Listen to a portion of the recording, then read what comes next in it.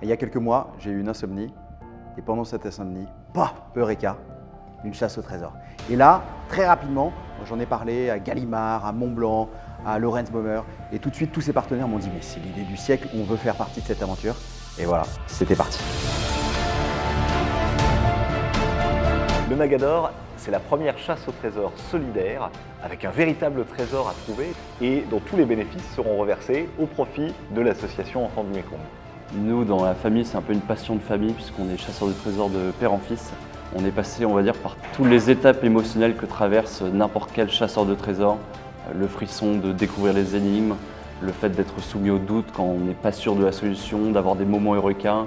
Et ce frisson-là, ce goût de l'aventure, je voulais le transmettre auprès du plus grand nombre possible en créant des chasses au trésor. Pour les trésors, on a eu la chance d'avoir Lorenz Bäumer, qui est le dernier joaillier indépendant de la place Vendôme, et aussi Anne-Laure de Chilaz, qui est la créatrice et la sculptrice de la statue du bronze, qui crée un naga patiné à l'or, de la gueule duquel sortirait un pendentif en fleurs de lotus. On a vraiment travaillé avec des artisans du beau. Pour nous, c'était très important que ce projet ne coûte rien à Enfants du Mékong. L'ensemble du jeu a été financé par les partenaires. On a aussi mis en place un partenariat avec le musée Guimet sur la fabrication des bronzes à cette époque, qui était en fait la même façon de faire aujourd'hui. Voilà, ça va être une touche culturelle absolument incroyable rajoutée à la chasse.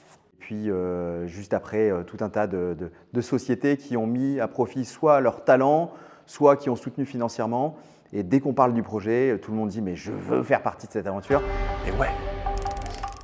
Le Nagador, c'est tout simplement l'histoire d'un immense explorateur français qui s'appelle Henri Mouhot, qui est un peu passé aux oubliettes de l'histoire et pourtant il a une trajectoire incroyable.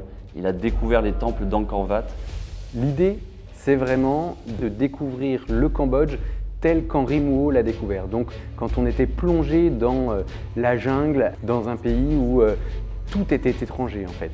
Pour s'inspirer, on avait la chance d'avoir évidemment les écrits d'Henri Mouhot et puis on s'est plongé aussi dans les sources de l'époque. C'est plein de péripéties.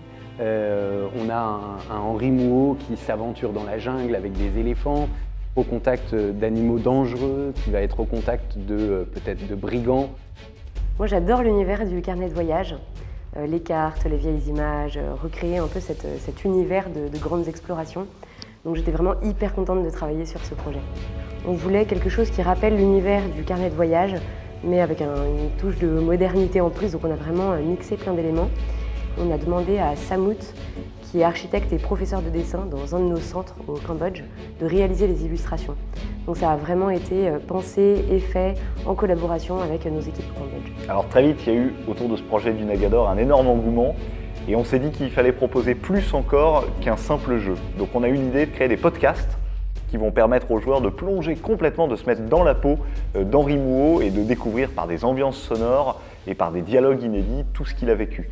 Et donc on a eu la grande joie de travailler avec des comédiens professionnels, avec des doubleurs professionnels de classe mondiale qui ont prêté leur voix pour ces podcasts. Welcome on board. Si vous aimez le Cambodge, si vous aimez les aventures, les récits d'explorateurs, évidemment il faut plonger dans la chasse au trésor du Nagador. Toute la promotion du jeu dépend de vous parce qu'on a des moyens de communication qui sont assez faibles. Parlez du jeu autour de vous, aidez-nous à trouver des joueurs.